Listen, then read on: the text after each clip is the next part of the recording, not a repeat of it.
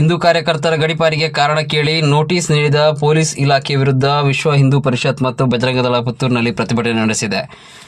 ಪುತ್ತೂರಿನ ಅಮರ್ ಜವಾನ್ ಜ್ಯೋತಿ ಬಳಿ ಪ್ರತಿಭಟನೆ ನಡೆಸಿದ ಹಿಂದೂ ಸಂಘಟನೆಗಳ ಕಾರ್ಯಕರ್ತರು ರಾಜ್ಯ ಸರ್ಕಾರದ ವಿರುದ್ಧ ಆಕ್ರೋಶ ವ್ಯಕ್ತಪಡಿಸಿದರು. ಈ ವೇಳೆ ಪ್ರತಿಭಟನೆಯನ್ನು ಉದ್ದೇಶಿಸಿ ಮಾತನಾಡಿದ ಬಜರಂಗದಳ ಮುಖಂಡ ಸುನಿಲ್ ಕೆಆರ್, ದೇಶಕ್ಕಾಗಿ ಬಜರಂಗದಳದ ಕಾರ್ಯಕರ್ತರು ರೌಡಿಯಾಗಳು ಯಾವತ್ತೂ ಸಿದ್ಧ. ಬಜರಂಗದಳದ ಕಾರ್ಯಕರ್ತರು ಅತ್ಯಾಚಾರ, ದರೋಡೆ ಮಾಡಿ ರೌಡಿ ಪಟ್ಟ ಕಟ್ಟಿಕೊಂಡವರಲ್ಲ. ಗೋಮಾತೆ, ನಮ್ಮ ಅಕ್ಕ ತಂಗಿಯರ ರಕ್ಷಣೆಗಾಗಿ ಕೇಸು ಹಾಕಿಸಿಕೊಂಡವರು. ಈ ರೀತಿ ಹೋರಾಟಗಳು ನಿರಂತರವಾಗಿ ನಡೆಯಲಿದೆ. ಹಿಂದೂ ಕಾರ್ಯಕರ್ತರನ್ನ ಗಡೀಪಾರು ಮಾಡಿದರೆ ಹಿಂದೂ ಸಂಘಟನೆಗಳು ವಿಚಲಿತಗೊಳಿಸಬಹುದು ಎನ್ನುವ ಭ್ರಮೆ ಬೇಡ. ಅಲ್ಪಸಂಖ್ಯಾತರ ತುಷ್ಟೀಕರಣಕ್ಕಾಗಿ ಈ ರೀತಿಯ ಕೃತ್ಯ ಮಾಡಬೇಡಿ. ನಮ್ಮ ಕಾರ್ಯಕರ್ತರನ್ನ ಗಡೀಪಾರು ಮಾಡಿದಲ್ಲಿ ಸಂಘಟನೆಯಿಂದ ದೂರ ಉಳಿಯುತ್ತಾರೆ ಎಂದು ಸರ್ಕಾರ, ಪೊಲೀಸ್ ಇಲಾಖೆ ತಿಳಿದುಕೊಂಡಿದೆ. ಇದು ಯಾವತ್ತೂ ಸಾಧ್ಯವಿಲ್ಲ. ಕಾರ್ಯಕರ್ತರ ಮೇಲಿನ ಗಡೀಪಾರು ನೋಟಿಸ್ ತಕ್ಷಣ ವಾಪಸ್ ಪಡೆಯಬೇಕು. ಇಲ್ಲದಿದ್ದರೆ ಉಗ್ರ ಹೋರಾಟ ನಡೆಸಲಾಗುವುದು ಎಂದರು. ಗಡೀಪಾರು ಮಾಡುವಂತಹ ಸಂಘಟನೆ ಕಾರ್ಯಕರ್ತರನ್ನು ಮಾಡಲಿ ಅಥವಾ ಆ ತರದ ಸಂಘರ್ಷವನ್ನ ಮಾಡಿ ಆ ತರದ ಹಣಪಟ್ಟಿಯನ್ನ ಕಟ್ಟಿಕೊಂಡಲಿಕ್ಕೆ ಇರುವಂತಹ ಸಂಘಟನೆ ಬಜರಂಗದಳ.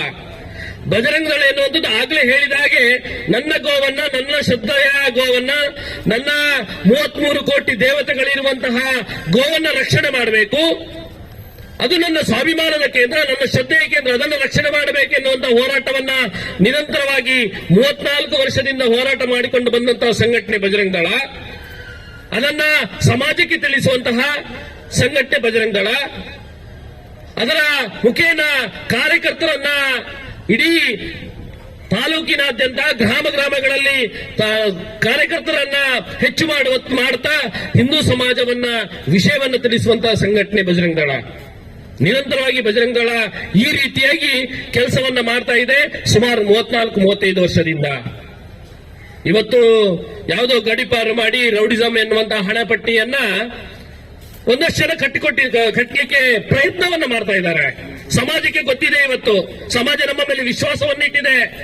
ನಮಗೆಲ್ಲ ಗೊತ್ತಿದೆ, ಹಿಂದೂ ಸಮಾಜಕ್ಕೆ ಇವತ್ತು ವಿಶ್ವ ಹಿಂದೂ ಪರಿಷತ್ತು ಬೇಕು, ಬಜರಂಗದಳ ಬೇಕೆನ್ನುವಂತಹ ವಿಶ್ವಾಸದೊಂದಿಗೆ ನಮ್ಮೊಂದಿಗೆ ಕೆಲಸಗಳನ್ನ ಮಾಡ್ತಾರೆ. ಇಲ್ಲಿಯ ಅಸಿಸ್ಟೆಂಟ್ ಕಮಿಷನರ್ ಒಮ್ಮೆ ಹೊರ ಜಗತ್ತಿಗೆ ಬಂದು ಒಮ್ಮೆ ಅವಲೋಕನವನ್ನ, ಒಮ್ಮೆ ಆತ್ಮವಿಮರ್ಶೆಯನ್ನ ಮಾಡ್ಕೊಳ್ಬೇಕು. ಅವರು ಕೊರೋನಾ ಸಂದರ್ಭದಲ್ಲಿ ಬಜರಂಗದಳದ ಕಾರ್ಯಕರ್ತರು ಯಾವ ರೀತಿಯಾಗಿ ಸೇವಾ ರೀತಿಯ ಕಾರ್ಯಗಳನ್ನು ಮಾಡಿದ್ದಾರೆ, ಯಾವ ರೀತಿಯಾಗಿ ರಕ್ತದಾನದ ಕೆಲಸಗಳನ್ನ ಮಾಡಿದ್ದಾರೆ, ಯಾವ ರೀತಿ ಯಾರೂ ಮುಟ್ಟದಂತೆ ಸ್ಮಶಾನದಲ್ಲಿ ಅನಾಥವಾಗಿ ಬಿದ್ದಿರುವಂತಹ ಹೆಣಗಳನ್ನ ದಹನ ಮಾಡುವಂತ ಕೆಲಸಗಳನ್ನ ಇವತ್ತು ಯಾರು ಮಾಡಿರುವಂತದ್ದು?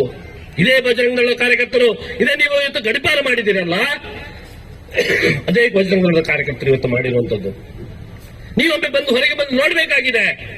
ಇವತ್ತು ನಮ್ಮ ಲತೀಶ್ ಗುಂಡ್ಯ ಮತ್ತೆ ಉಳಿದಂತಹ 4-5 ಕಾರ್ಯಕರ್ತರನ್ನ ನೀವು ಗಡೀಪಾರು ಮಾಡಿದ್ದೀರಿ. ಯಾವ ಉದ್ದೇಶ? ಅವರ ಮೇಲೆ ಇರುವಂತಹ ಕೇಸ್ಗಳು ಏನು? ಅವರ ಮೇಲೆ ಇರುವಂತಹ ಕೇಸ್ಗಳು ಯಾವುದಂತ ಕೇಳಿದ್ರೆ, ಯಾವುದೋ ಒಬ್ಬ ಮತಾಂಧ, ಯಾವುದೋ ಒಬ್ಬ ಹಿಂದೂ ಅಪ್ರಾಪ್ತ ಹೆಣ್ಮಗಳನ್ನ ಯಾವುದೋ ಪ್ರೀತಿ ಪ್ರೇಮದ ನಾಟಕವನ್ನಾಡಿ ಅವಳನ್ನ ಜಿಹಾದಿಗೆ ಒಳಪಡಿಸುವಂತಹ, ಅವಳನ್ನ ಜಿಹಾದ್ ಮಾಡುವಂತಹ ಯಾವ ಹುನ್ನಾರವನ್ನ ನಡೆಸ್ತಾ ಇದ್ದ, ಅದರಿಂದ ರಕ್ಷಣೆ ಮಾಡಿ ನನ್ನ ತಂಗಿ ಅವಳನ್ನು ರಕ್ಷಣೆ ಮಾಡಬೇಕೆನ್ನುವಂತಹ ಧ್ಯೇಯದೊಂದಿಗೆ ಅವಳನ್ನು ರಕ್ಷಣೆ ಮಾಡಿದಂತಹ ಕಾರ್ಯಕರ್ತರ ಮೇಲೆ, ಅದೇ ಮತಾಂಧನ ಮೇಲೆ ಯಾವ ರೀತಿಯ ಕೇಸ್ ಆಗಿದೆ? ಅವನ ಮೇಲೆ ಪೋಸ್ಕೋ ಕೇಸ್ ಆಗಿದೆ.